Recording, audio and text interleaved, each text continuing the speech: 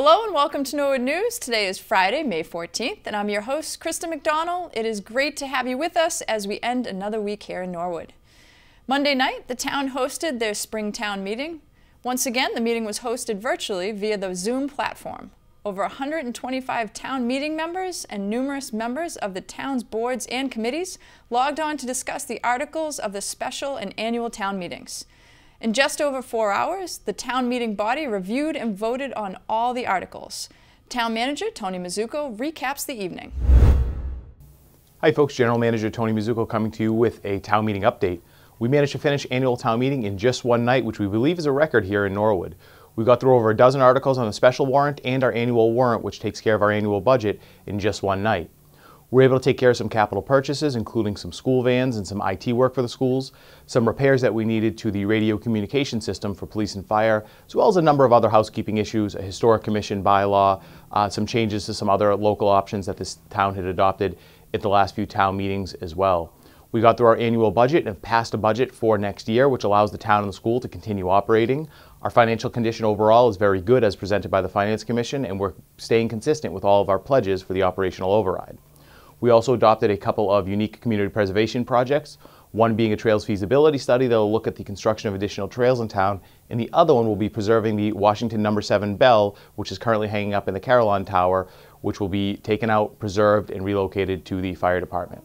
We will have town meeting again in June for some land use items, but we were happy to finish the annual town meeting in one night. It was remote, and it may be our last remote town meeting.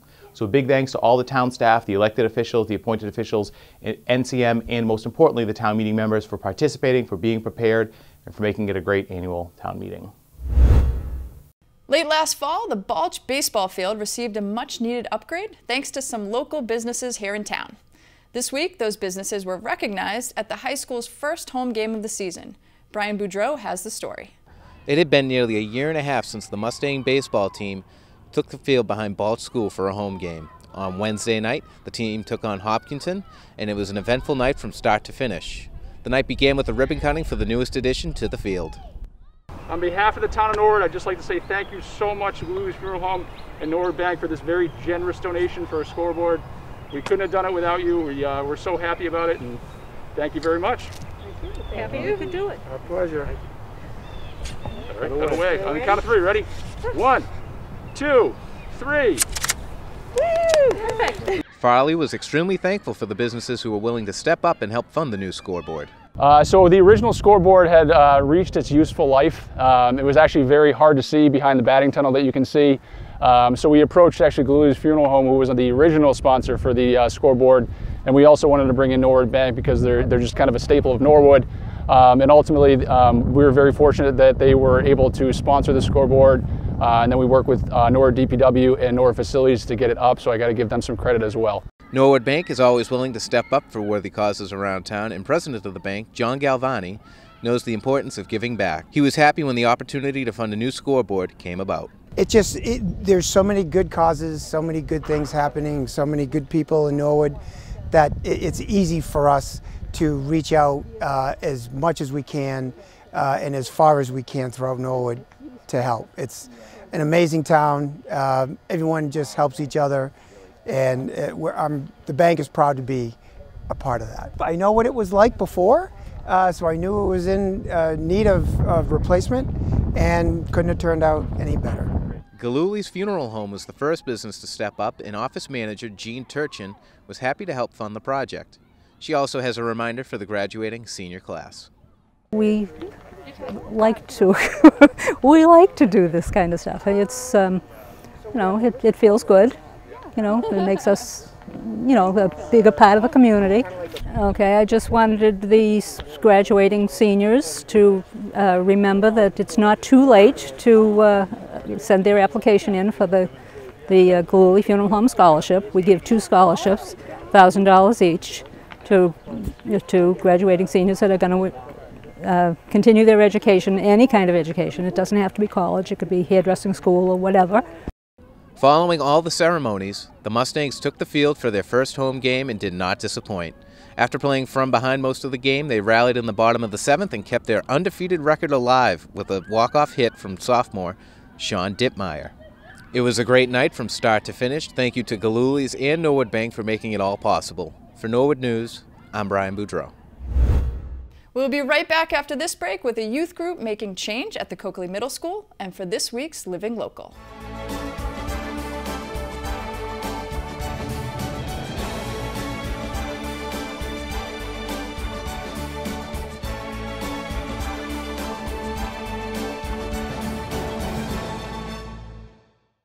The town of Norwood will celebrate its 150th birthday next year.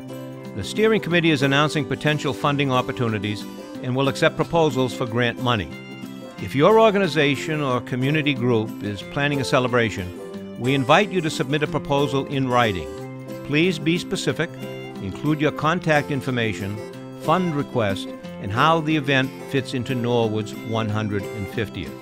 You can email your proposal to chris@norwoodma150.gov, or proposals may be submitted electronically to their website, norwoodma150.gov. Deadline is June 17th, and you will be contacted if selected. Norwood 150, a rich history, a bright future. Welcome back. Back in March, the Norwood School resource officers and Coakley Middle School staff set up a diversity and inclusion club for its students. Since then, the group has been meeting regularly and working on different projects to spread their message across town. This week, the group took advantage of the nice weather and got outside to produce some art projects. It's been going great. I mean, we're trying to empower all these students. Ultimately, they're turning into the leadership. They're going to lead, their own friends to change the culture here, to just improve the culture, because there's always improvement that's needed no matter where you go, whether it's in school, business, or in the town. And they're definitely stepping up, and they have a lot to say, and they want to have their voices heard. So today we are working on art pieces that are going to be colorful, and they're going to send a message out to people who want their voices to be heard. Well, I really wanted to be included. I'm not really a confident person. I want to join some clubs like this. I thought it would be fun. What we're doing is we're making paintings of racism and diversity in general. Yeah, diversity in general. If we go somewhere and it's not that many people with our skin color, they just look at us different, and it's yeah, and diversity is really important because equality is important and for everyone to feel included. Yeah. When we buy a new car or need service, we go to an auto dealership or mechanic. But where do we go if we need professional office equipment? Well, not very far. Town Business Systems specializes in sales and repair of office machines, and they're located on Kerry Place off of Dean Street. Town Business Systems specializes in the sales, management, and maintenance of office equipment. Vice President Michael Rezick shares how the business began almost 50 years ago. Been around since 1973. It was a family-owned company. It was started off by my father, originally out of Brookline, Mass. Originally, we were a typewriter company. Of course, this is before my heyday. And it's a true family-owned company. We've had uncles, aunts, cousins, brothers, everybody working with us. What we do here is we're a full-line authorized HP and Toshiba dealer. We deal just with office equipment. So copiers, printers, managed services, basic IT work, and we do managed print services. And we can work with companies that are, a two-person office all the way to companies that have 1,000 employees. Sales is only part of what Town Business Systems offers. Rezick explains how fleet management and service are also important. A major part of our business is service. So we don't, we will do parts calls, like if you have a home printer or something around that nature and you do need a fix, you can bring it right into our shop and our guys will take care of it. A majority of what we do is we manage print in offices. So for instance, if you had 10 to 15 printers and you didn't want to have to really deal with the service on them, you didn't want to have to deal with the toner. We can manage the entire fleet for you. So we have software that can actually see those printers or those copiers. Like most businesses, not only in Norwood but around the world, Town Business Systems had to adapt how they conduct their business. The pandemic of the last year has really thrown a wrench in everybody's wheelhouse. So what we did was we put together a program where somebody was walking into an office and they had to take a temperature rather than having somebody in the front taking temps. We had machines that would scan your face, would take your temperature, did mass recognition. I live in the town, my kids are in the school systems in the town, so what we did is we put a whole bunch of these throughout the town of Norwood, in the town hall and things of that nature, and it really helped the town. It helped a lot of our clients, and it kept all of our employees working the entire time. Rezek, a Norwood resident himself, understands the importance of community. The town's been great to me, you know, and I love Norwood. You know, it's everybody's warm. Everybody in this town, you know, tries to take care of each other, which I really appreciate. Originally, I was from Canton. I moved to Norwood probably around 15 years ago, and you know, I'll be here, you know, probably till I retire and thereafter, just like most Norwood residents. To learn more about Town Business Systems, visit their website at www.townbusiness.com or call them at 781-762-1900. Now we're going to toss it over to our good friend Juliana O'Neill to find out what is happening this week around the Norwood School District. Hi guys, I'm Juliana O'Neill, and let's take a look at some activities happening in our Norwood schools this week. At Norwood High School, congratulations to the April Students of the Month, Rusali Rajbari and Jada Taylor. The Coakley Middle School is having a Savers fundraiser. Please bring clothing, shoes, fashion accessories, comforters, and bedding to the CMS auditorium. Collection dates are Saturday, May 15th from 9 to 12, Monday through Thursday from 9 to 3, and Friday the 21st from 9 to 4. Please put items in plastic bags, and Savers needs a bag estimate, so please email Lexa at coakleynorwoodpto@gmail.com. The Balch Elementary School hallways have been like an art museum this year for our students and teachers to enjoy. Art teacher Jen Cusone has filled the hallways with bright and colorful artwork that has utilized various mediums and skills to be made. The boards show the grade level and what we learned on each. Catching up with some Callahan news, recently the Learning Academy students participated in Book Buddies and had a great time sharing literature and making new friends. And special thanks to the PTO who treated the teachers to a taco truck during Teacher Appreciation Week. Last week, the Willett School had a music program in person on stage. Here's Principal Stephen Bilhard. Last week, the Willett School was pleased to host Mr. Robert Eisenstein. Mr. Eisenstein is the director of the 5-college early music program out in the Amherst, Massachusetts area. With the proper social distancing, we were able to have 3 performances for our 9 in-person kindergarten classrooms. Constance Cook, who is one of our music educators in the Norwood Public Schools, had put me in touch with this musician, and I thought it would be a wonderful opportunity for our children to have exposure to different musical instruments that he plays, including the drums and woodwinds and various string instruments. And one of the big things, opportunities for us, is to expose children so they have an understanding, to learn, to discover if they would like to move into something, some kind of a music practice. Some children have pianos at home, but you can also play different recorders or harmonicas. And as Mr. Eisenstein said, we all have musical instruments without having an instrument. We have our voice, and we can clap and have rhythm and dance. It was a wonderful morning and opportunity for all the children to be exposed to this great music. The Cleveland School wrapped up its April Poetry Madness tournament by crowning Sang-Yuk Chow's Self-Trained Ninja as its favorite poem. The month-long competition featured 12 videotaped poems read by 12 fifth-grade poet readers. A self-trained ninja by Yang Suk Choi. Under the silvery moon, his whiskers glow white. He sharpens his paws on tires. He swats a dozen mosquitoes. He hunkers down in silence. Upon the approaching footsteps, his eyes glimmer orange. He jumps several feet. He strikes the intruder down. He raises his butt in the enemy's face. He is my cat, a self-trained ninja, guarding me while I'm sleeping. Warm weather means more outdoor activities. First grade students had the opportunity to learn all about bike safety last week in a grade-wide assembly presented by the police officer Kevin McDonough. At the Little Mustangs Preschool Academy, students and teachers have been growing herbs and vegetables in a tower garden provided by Norwood Food Services. Mrs. Sullivan spent the early days of spring doing the prep work, and now the towers are overflowing. Classes have been watching the plants grow and learning about how the plants need water, light, and nutrients. There's no sun or rain in the LMPA hallways, but the tower provides everything that the plants need to flourish. When the lettuce was ready, classes came to visit the tower and cut off a few fresh pieces. Together, students and teachers added some cucumbers and tomatoes to make a yummy salad, snack time treat. Although the taste test had mixed reviews, everyone had fun making a salad and from seeds to plate.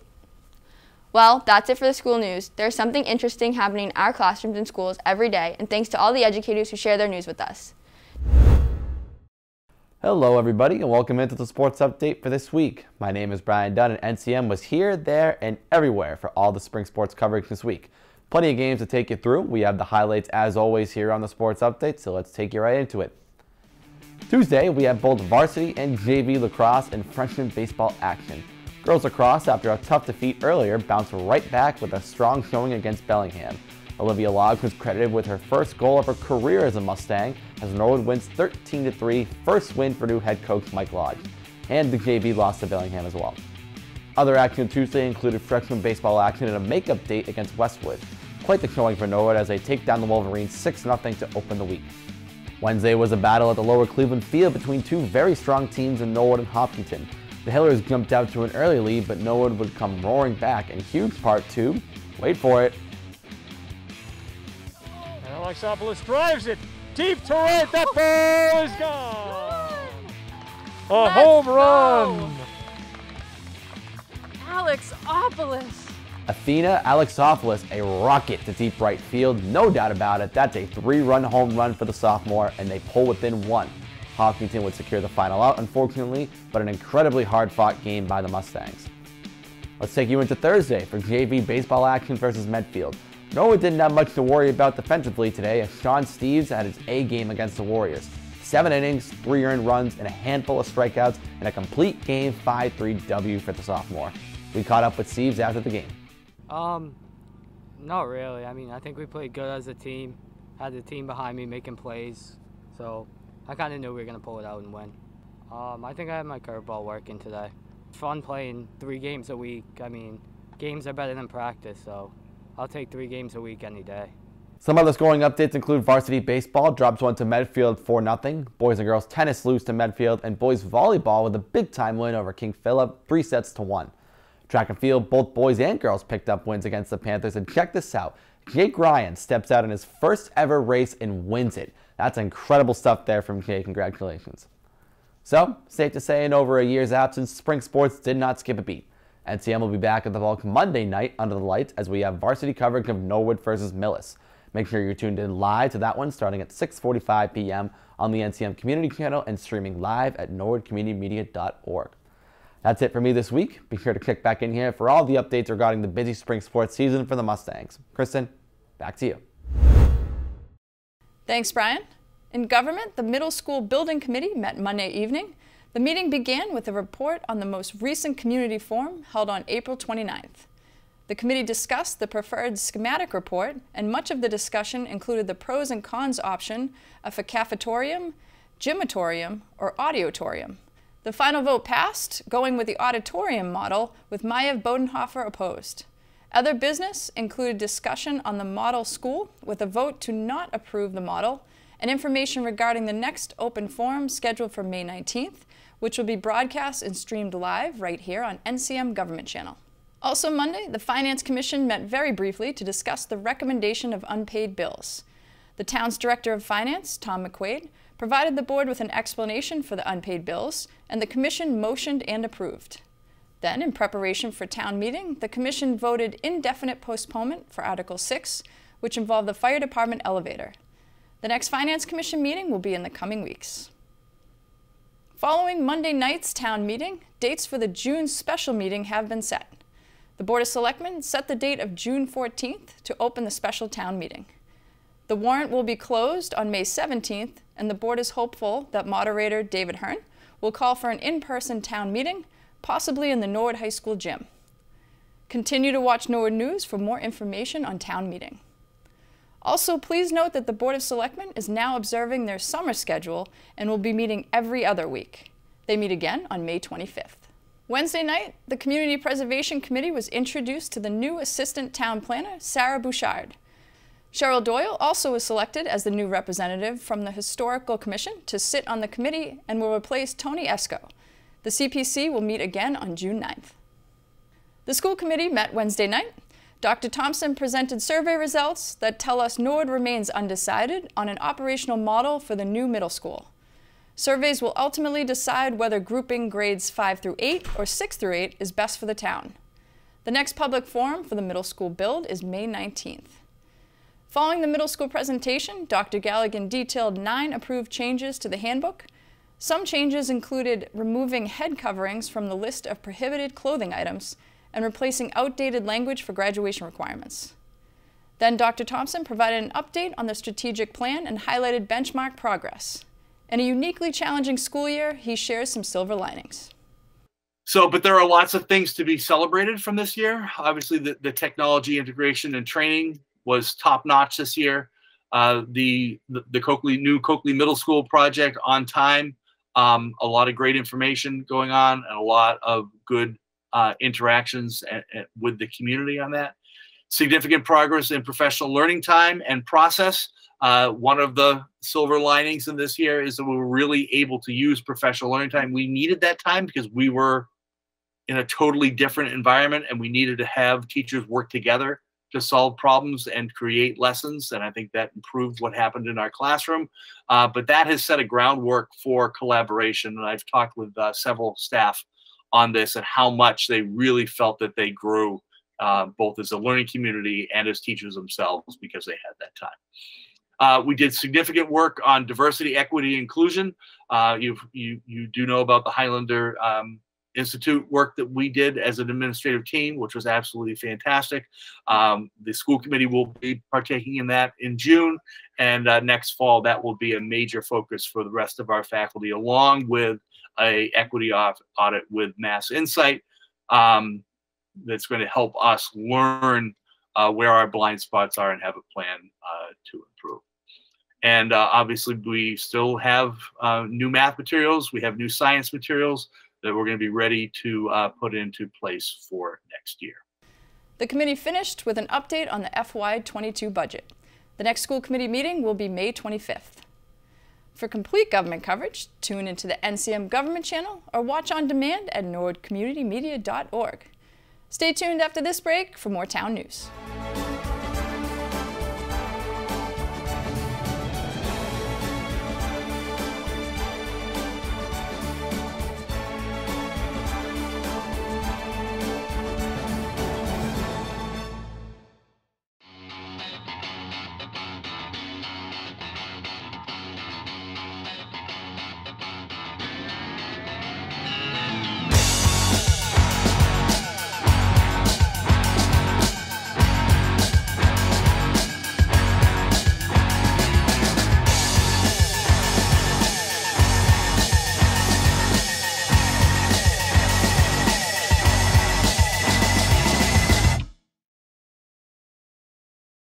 Welcome back.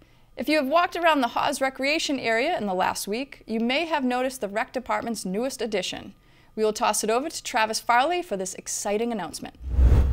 Hi Norwood, Travis Farley here behind the Hawes Pool Bathhouse at our brand new disc golf course. As you can see the sign behind me. We're very excited about this project. There's actually 8,000 disc golf courses nationwide. I think there's about 100 in Massachusetts, and I'm very proud to say Norwood is now one of them. This is a project we've been thinking about doing for a few years.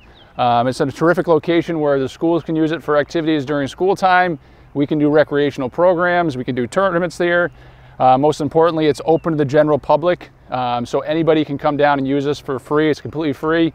For those of you that don't know anything about disc golf, it's almost like golf but with frisbees. It's a short explanation. There are 9 holes, it's a lot of fun. If you're looking for a fun activity to do, I would definitely encourage you to come down to Hawes and check it out.